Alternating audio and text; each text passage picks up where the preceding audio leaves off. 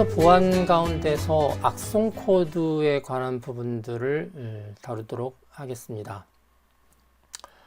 자, 전체적인 정보 보호에서 다루는 영역들을 먼저 보시면 다음 노란색 공간으로 이렇게 되어 있죠. 그 가운데서 이 악성 코드에 관한 부분들은 이 부분에 있습니다. 악성 코드. 윈도우 보안과도 약간 연결되어 있고요.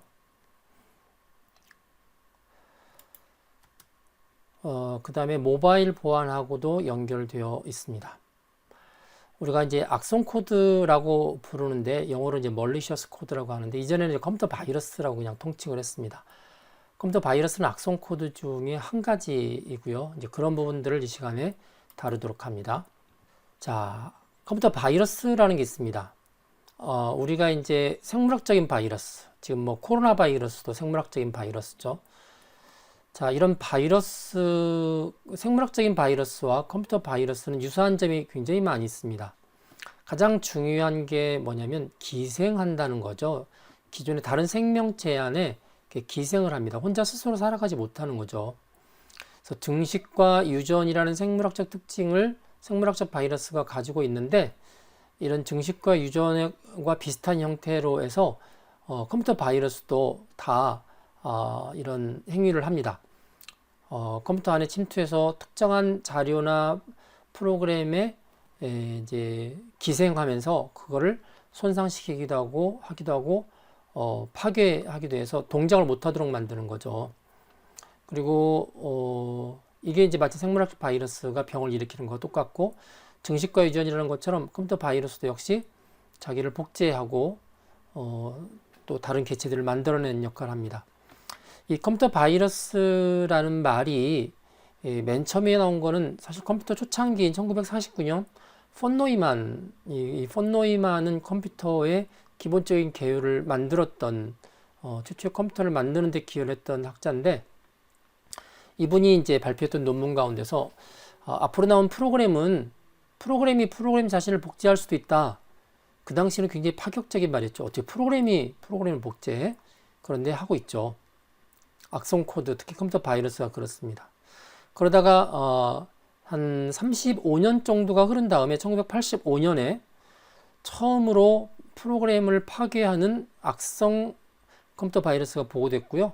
우리나라는 그로부터 3년 뒤에 Cbrain이라는 명칭의 컴퓨터 바이러스가 최초로 우리나라에 퍼지게 되었고 이 바이러스와 함께 유명해진 사람이 바로 안철수 씨죠. 이거에 관한 이제 백신을 만들어야겠다라고 그래서 의사 선생님에도 불구하고 열심히 컴퓨터를 공부해서 만든 게 백신 V3가 됐습니다. 자, 컴퓨터 바이러스가 발생하는 경위 여러분들 너무나 잘 아시기 때문에 하여튼 비정상적이고 불법적인 경로들이 다 여기에 포함이 되어 있습니다. 근데 이거는 이제 최초로 컴퓨터 바이러스를 왜 만들었을까? 아까 우리나라는 Cbrain이 이제 들어왔다고 그랬는데, 내가 이만큼 프로그램을 잘 짠다.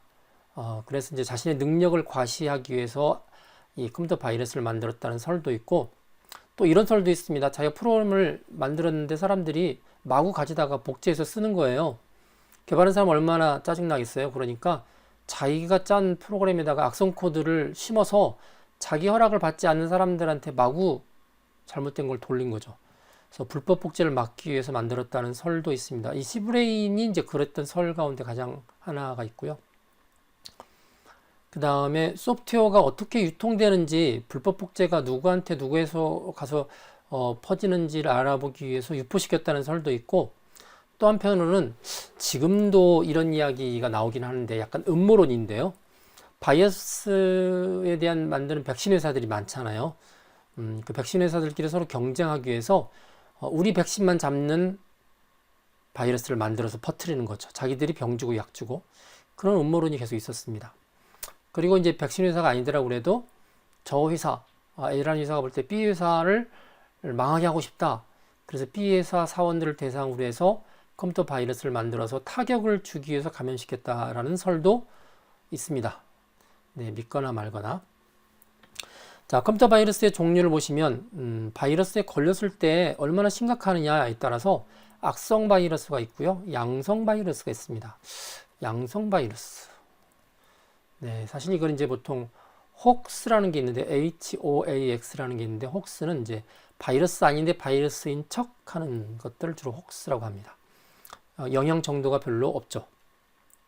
또 감염 부위에 따라서 컴퓨터를 딱 켜면 부팅하는 부분이 있어요. 처음 한 1, 2분 정도 얘가 뭔가 시스템을 세팅하게 되는데 그 부트 영역에 컴퓨터가 바이러스가 감염되는 경우가 있고요. 또 하나는 그냥 부팅은 잘 되는데 내가 일반적으로 쓰는 뭐 예를 들어서 파워포인트나 아리안글이나 이런 파일에 감염되는 경우가 있죠. 일부 파일들. 그 다음에 활동 방식에 따라서 감염하는 즉시 활동하는 게 있고 며칠이 지난 다음에 활동하는 게 있고요. 아예 1년에 며칠, 그래서 11월 11일에만 11번가를 싫어하는 바이러스인가요? 11월 11월에만 활동할 수 있도록 되어 있는 게 있습니다. 자, 바이러스에 감염된 증상. 자, 밑에 있는 거 외에도 엄청나게 많습니다. 비정상적인 증상들이죠.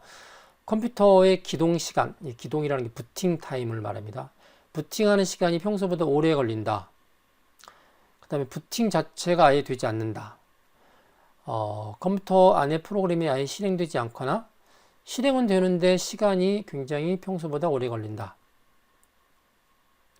그 다음에 파일 목록들을 이렇게 보려고 더블 클릭을 탁탁 마우스를 클릭했는데 폴더에 큰 틀은 나타나는데 그 안에 있는 내용이 한참 있다가 나타나요. 그다음에 화면에 이상한 글자가 나타나거나 여러분들이 싫어하는 블루 스크린, 파란색 화면이 나타나죠. 되게 이제 파란색에 대한 공포가 있는 친구들은 파란색이 딱 나타나는 순간 바이러스 아니야? 라고 생각하는 경우가 있는데 대개는 이제 윈도우 같은 경우는 특별히 이제 시스템이 호출해서 시스템이 뭐 예를 들어서 하드디스크나 SSD나 이런 것들이 문제가 생길 때 정리하기 위해서 파란 화면이 나타나는 경우도 있습니다. 바이러스가 아닌 경우도 있다는 이야기죠. 그 다음에 프로그램의 크기가 달라졌거나 작성 일자가 달라졌거나 파일 이름이 막 바뀌거나 뭐 등등등등. 자, 어떻게 하면 예방할 수 있을까요?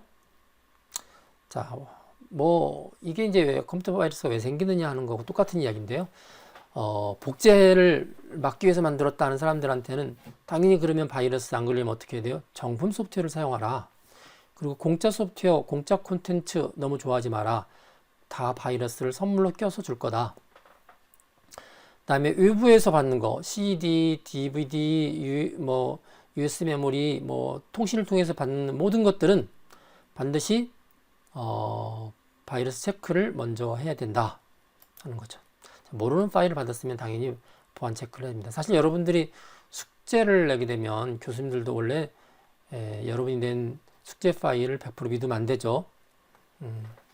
믿어서 바이러스 걸린 경우도 사실 있습니다. 그래서 어떤 분들은 숙제 점검하는데 바이러스가 탁 나오면 그 숙제 빵점 뭐 이렇게 경고하시는 분들이 계세요. 그래서 바이러스 체크는 파일을 업로드 시킬 때나 숙제 같은 걸 제출할 때 기본적으로 한 번 정도 해야 됩니다. 여러분들 나중에 회사 생활할 때 파워포인트 파일을 자기 상사한테 드렸는데 바이러스가 감염됐네. 그래서 상사의 PC가 바이러스 때문에 왕창 죽었어요. 자, 그 다음부터는 그 상사를 어떻게 쳐다볼 겁니까? 네, 그래서 바이러스 감염 예방을 위한 활동을 생활화하자 하는 이야기를 같이 드립니다. 자, 이번에는 웜입니다. 웜은 원래 벌레죠, 벌레. 어떤 게 웜이냐면요. 여러분들 뭐 버그라는 것도 벌레고 곤충이고 인섹트라는 것도 있죠. 이제 웜은 뭐냐면 지렁이 같은 지렁이. 꾸물꾸물 땅에 기어다니는 벌레들을 웜이라고 합니다. 그래서 인터넷상에 보면 이제 지렁이나 기생충이나 뭐 이런 것들이 이렇게 스물스물 기어서 점점 인터넷 전체로 퍼져나가는 것을 웜이라고 하고요. 그러다 보니까 이 지렁이 같은 웜은 바이러스와 다릅니다. 기생하지 않습니다. 자기 혼자 살아서 움직입니다. 자기 새끼도 낳고요. 그래서 막 번식도 합니다. 그래서 컴퓨터, 엄밀히 따지면 인터넷에 근거를 둔 컴퓨터에서 활동을 하지만 인터넷을 타고 다른 데 퍼져나가는 지렁이와 같은 기생충, 패러사이트, 네, 패러사이트네요. 근데 그 기생충이라는 거가 바이러스 같은 기생충의 의미가 아니라 컴퓨터나 네트워크상에서 기생한다는 의미입니다. 자, 바이러스는 감염 대상을 가지고 있습니다. 그래서 숙주 안에 들어가죠. 웜은 자기 혼자 살아서 돌아갑니다. 그래서 생물학적인 바이러스랑 구분하기 위해서 사람들이 컴퓨터 바이러스라고 쓰는 것처럼 생물학적인 웜과 구분하기 위해서 앞에 인터넷을 뜻하는 i라는 말을 붙입니다. iworm, 해피99. 이건 이제 웜의 명칭이죠. iworm, explosive, iworm, pretty park. 자, 이게 전부 다 웜의 이름입니다. 웜은 앞에 i가 붙어 있는 것처럼 인터넷을 통해서, 네트워크를 통해서 전파되기 때문에 제일 많이 하는 게 이제 주로 이메일입니다. 이메일에 웜이 감염돼서 오면, 그 웜이 감염된 이메일을 열게 되면 이메일 안에 내가 주소를 갖고 있죠. 그 주소록에 있는 모든 사람들한테 똑같은 게 쫙 퍼집니다. 내 주소록에 이메일 주소가 1000명 있다. 그럼 내가 인터넷 웜에 감염되면 그 순간 1001명으로 감염자가 늘어나는 거고, 그 1000명 중에 한 사람이 또 그걸 열어보잖아요. 그럼 또 퍼지는 거죠. 이게 이제 처음에 웜이 굉장히 유명해진 게 멜리사 바이러스, 멜리사 웜이라는 게 있었는데, 그게 바로 아주 대표적인 웜이었고요. 멜리사가 빌 게이츠의 와이프 이름입니다. 그래서 일부는 빌 게이츠한테 물을 먹이려고 일부러 그랬다, 뭐 그런 이야기 있는데, 그것도 역시 설입니다. 설. 자, 이번엔 트로이 목마, 앞서 이야기를 드렸죠. 트로잔 홀스라고 하는데 옆에 그림이 있네요. 좋은 것처럼 인식됐는데 알고 보니까 독이었다 라는 거죠. 그래서 고대 그리스 신화에 나오는 트로이와 그리스의 전쟁에서 유래가 되었다라는 거고요. 정상적인 프로그램, 자, 정상적인 노략물로 보이는데 그 안에 악의의 프로그램이 숨겨져 있죠. 이 안에 이제 적군들이 칼을 가지고 기다리고 있는 거죠. 자, 트로이 목마는 복제 능력이 없습니다. 그냥 그거 하나가 나쁜 짓을 하고 끝내는 거고요. 대개는 뭐 사람들이 많이 필요하는 유용한 프로그램이라고 다운로드 받았는데 그 안에 나쁜 코드들이 살고 있는 거죠. 그래서 이 트로이 목마가 설치되면 사용자의 정보가 유출되거나 자료가 파괴되는 피해를 입게 됩니다. 자, 트로이 목마는 주로 첨부 파일을 통해서 많이 되거나 내지는 게시판에서 게시물을 다운로드 받을 때 많이 퍼집니다. 주로 이제 성인물, 그 다음에 원래는 유료인데 이걸 가지고 사용하면 돈 내지 않고 쓸 수 있어요 라고 하는 이제 그런 계정들, 그 다음에 사람들한테 이거 패치를 여러분들이 돌리시면 프로그램이 훨씬 빨라집니다 라고 하면 사람들이 호기심을 가지고 이제 들어가죠. 또 물리적인 접근은 뭐냐면 이제 실제 내가 어느 PC에 트로이 목마가 설치되는 경우가 어떤 경우냐면요. 직장 동료가 설치할 수 있습니다. 상사가 몰래 와서 설치할 수도 있고요. 그런 사건이 사실 있었습니다. 그래서 인터넷상에서 일어나는 게 아니라 로컬하게 공간에서 일어나는 거죠. 그래서 화장실이나 휴게실을 갈 때 컴퓨터를 몇 번 켜는 사이, 그 사이에 되거나 아니면 CD나 DVD나 USB 어떤 프로그램을 담아왔는데 그걸 이제 꼽아서 내지는 플레이 시킬 때 앞부분에서 이렇게 퍼지는 경우도 있습니다. 또 내지는 이제 소프트웨어의 취약점을 통해서 트로이 목마가 쉽게 빨려 들어오는 경우도 있고요. 자, 쉐어웨어라는 거 이전에 한번 말씀을 드렸는데, 어떤 사람이 프로그램을 짠 다음에 다른 사람들한테 무료로 써보세요 라고 주는 건데, 그 무료가 영원한 무료가 아니라 뭐 한 달 90일 정도 써보세요 라고 하죠. 그럼 이제 90일 정도 쓴 다음에 괜찮네, 그럼 이제 돈을 내고 다시 정품을 구입하는 그런 절차로 되어 있는데, 이런 쉐어웨어 가운데서 역시 공짜죠. 공짜에 함정이 있다. 그 다음에 관리 목적의 공유 폴더, 여러분들 윈도우 같은 데 오면은 그 윈도우 안에 보면 그룹이 있어요. 내 컴퓨터 말고 내 컴퓨터랑 뭐 같은 부서에서 한 10명이서 같은 그룹에 들어있으면 그 그룹 안에서 폴더를 공유해서 쓸 수 있습니다. 그래서 10명 중에서 한 사람이 폴더 공유해서 거기다 파일을 올려놓으면 나머지 9사람이 마치 자기 하드디스크인 것처럼 막 가져다 쓰고 놓고 막 이렇게 할 수가 있어요. 이게 이제 관리 목적의 공유 폴더인데, 대개는 뭐 아무도 걸어놓지만 이게 취약하면 여기에 이제 트로이 목마 같은 게 올라가 있으면 나머지 9사람이 다 다운로드 받아서 트로이 목마가 설치가 되는 거죠. 자, 트로이 목마가 와서 무슨 일을 할까? 원격 조정합니다. 패스워드 가로채고요. 키보드 입력 가로채고요. 시스템 파일을 파괴하고요. 자, 도스 공격도 하네요. 그렇죠? 와서 도스 공격합니다. 트로이 목마가 100명의 PC에 설치되어 있으면 걔가 100군데에서 동시에 특정한 사이트 공격하는 데 쓰일 수 있는 일종의 좀비화가 벌어지는 거죠. 그 그 다음에 FTP인데 보통 파일을 전송하는 서비스인데 이거는 보통 21번 포트를 쓰는데요. 21번이나 20번 포트 외에 다른 데를 열고 그 다음에 권한이 없는 사람들도 들어와서 마구 파일을 올리고 내릴 수 있도록 그런 것도 되어 있고요. 그런 이제 토레목마의 여러 가지 행위 중에 하나고 시스템 보호 기능을 삭제하는 경우도 있고 뭐 이외에도 등등등등 뭐 여하튼 웜이나 토레목마나 바이러스나 악성 코드이기 때문에 원치 않은 행동을 일으키는데 이제 토레목마는 훨씬 바이러스에 가깝게 행동을 합니다. 자, 이상으로 악성 코드 대표적인 경우 세 가지를 이야기했어요. 컴퓨터 바이러스, 인터넷 웜, 토레목마. 자, 자기 복제, 토레목마는 복제 못합니다. 컴퓨터 바이러스하고 인터넷 웜은 복제합니다. 자, 감염 대상이라는 이야기는 이제 기생, 그러니까 어느 숙주가 있어서 거기에 붙어서 하느냐, 혼자 독립적으로 활동하느냐, 토레목마하고 인터넷 웜은 독립적으로 하지만 바이러스는 어디에 붙어서 합니다. 그래서 붙어서 할 수도 있고, 자, 기생과 겹침이라고 그랬는데, 기생은 어떤 프로그램이 이렇게 있으면요, 그 프로그램에 빈 공간들이 있거든요. 사이사이 아니면 끝에 그런 데 이렇게 탁 들어가죠. 겹침은 뭐냐면 프로그램이 있으면 프로그램 코드의 실행 코드의 일부에 바이러스가 덮어써 버리는 거예요. 그러면 이 두 개의 차이점이 뭘까요? 기생은 원래의 그 숙주가 되는 프로그램이 정상적으로 동작을 합니다. 겹침은 얘가 이상하게 동작하겠죠. 소스 코드를 덮었었으니까. 자, 나머지는 덮었었지 않게 독립적으로 하고 복구 방법 얘는 따로따로 있기 때문에 다 삭제하면 되고요. 바이러스는 치료한다고 그랬는데 이게 뭘까요? 기생의 경우는 덮어쓴 게 아니니까 그 부분을 찾아서 지우면 되죠. 그게 치료입니다. 겹쳤으면 원래 거의 오리지널 코드로 바꿔치기를 해야 되는 게 쉽지 않죠. 그러니까 이제 겹쳤음이 된 경우는 그 파일을 아예 새 걸로 가져오거나 아니면 다 삭제하고 처음부터 다시 설치하거나 그렇게 해야 됩니다. 자, 전통적인 악성 코드 3개를 설명을 했고 그보다 조금 더 진전되어 있는 악성 코드를 설명합니다. 바로 루트킷입니다. 루트킷. 자, 루트라는 게 원래 관리자를 부를 때 루트라고 하고요.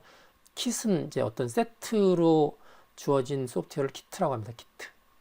루트킷. 관리자 권한을 마음대로 쓸 수 있는 악성 코드 세트입니다.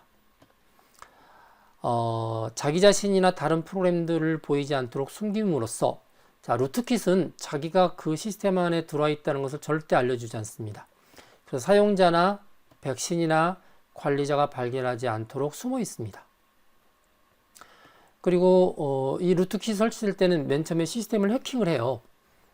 해킹을 해서 해킹했던 흔적도 지우고 그 다음에 백도어를 설치해서 패스워드 없이 마음대로 들락날락 하도록 하는데 이제 그런 기능들을 루트킷을 설치하면 다 할 수가 있습니다. 그래서 루트킷은 일종의 백도어면서 트로잔 프로그램들의 패키지일 수도 있고요. 얘는 이미 이제 루트가 탈취된 다음에 그 희생이 된 서버에 설치하는 거기 때문에 루트 권한을 탈취된 상태에서 이루어지는 거죠. 유닉스 계열, 리눅스 계열, 윈도우 계열 모두 다 루트킷이 존재합니다. 일단 해킹이 성공한 다음에 루트킷을 설치한 다음에 그 다음에 백도어를 통해서 들락날락 하면서 어떻게 하나요?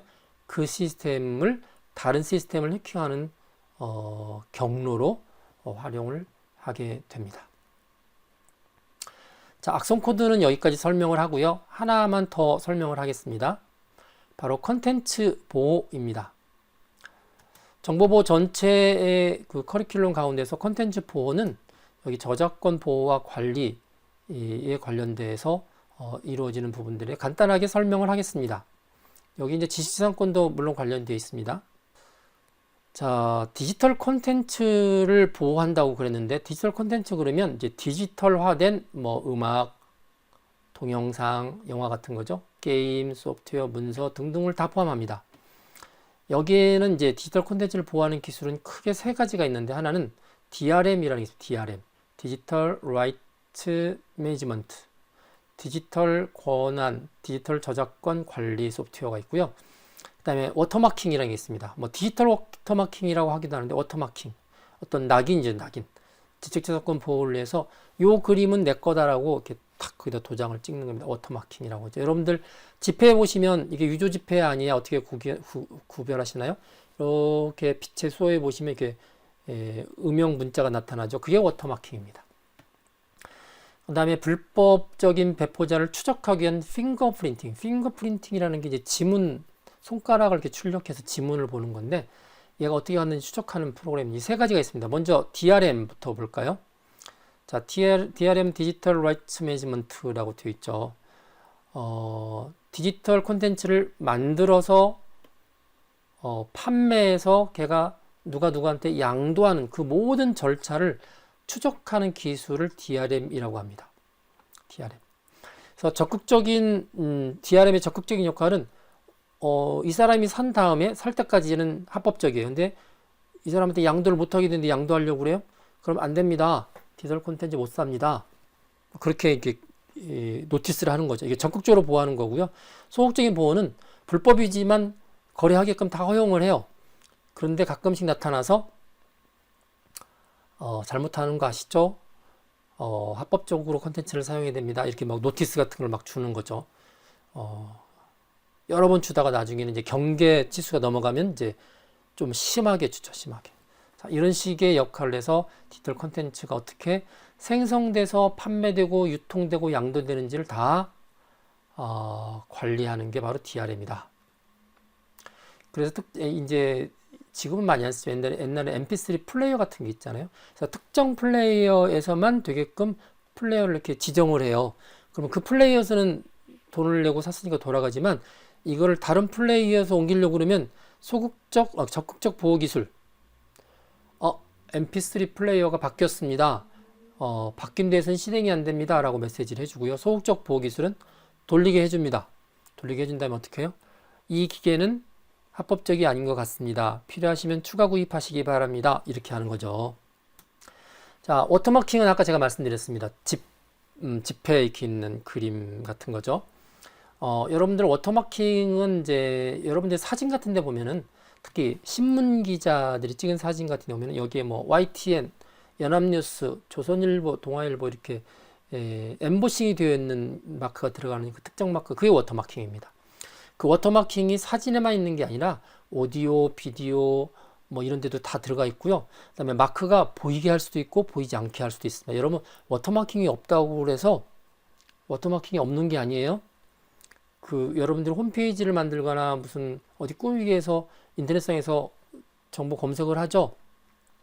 자, 적극적으로 보호하는 데는 돈 내지 않으면 다운로드 못 받게 합니다. 자, 소극적으로 하는 건 어떻게 해요? 다운로드 받아서 막 쓰게 하죠. 그러다가 나중에 어떻게 하나요? 문제가 생기면 사용하고 있는 이미지 안에 숨겨져 있는 워터마킹을 꺼냅니다. 네, 그렇게 해서 이게 내 거다라고 증명을 하는 거죠. 동영상도 마찬가지고 다 오디오도 마찬가지입니다. 원래 오디오나 이미지나 동영상 사이에 보면은 이렇게 중간중간에 비어있는 공간들이 있어요. 거기다가 이제 워터마킹을 주입하거나 또는 주파수용에게 주입하는 경우가 있죠. 자, 핑거프린팅은 이제 말 그대로 추적하는 겁니다. 지적재산권 보호와 함께 지적권 보호와 함께 구매자 정보를 같이 추적하는 거죠. 누가 구매했고, 이 구매자가 어디로 옮겨갔고 하는 걸 다 추적하는 게 핑거프린팅이다. 그래서 구매자를 식별할 수 있도록 하기 위해서 그 안에 그 구매자 식별에 관한 추적 코드들을 이렇게 집어넣습니다. 특별한 이미지나 노이즈를 이렇게 집어넣어서 이게 어떻게 불법 유통됐는지 나중에 확인할 수 있도록 합니다. 네, 이 저작권 보호 기술, 콘텐츠 보호 기술은 나중에 여러분들이 추가로 보시면 될 거고, 요즘은 이제 보안 쪽에서 저작권 보안 쪽은 그렇게 심각하게 많이 다루지 않는 경우가 많이 있고, 이게 이제 DRM이 많이 되어 있는 것도 있지만, 아예 처음부터 구매할 때부터 제어를 많이 하고요. 아예 공개된 것들은 뭐 마음대로 유통해도 될 수 있도록 공개된 콘텐츠들이 많기 때문에 옛날만큼은 그렇게 심하게 다루지 않고, 이 저작권 보호 기술 같은 경우는 이미 전 세계적으로, 그 다음에 우리나라도 이미 상당한 수준까지 올라와 있기 때문에 이제 뭐 예를 들어서 주민등록 등본이라든지 뭐 이런 중요한 공공문서를 찍어서 걔를 복사 못하도록 하기 위해서 뭐 그런 때는 이제 적극적으로 사용하지만, 그렇지 않은 경우는 옛날만큼은 많이 사용하지 않고 있는 보안 기술이라고 이해하시면 될 것 같습니다.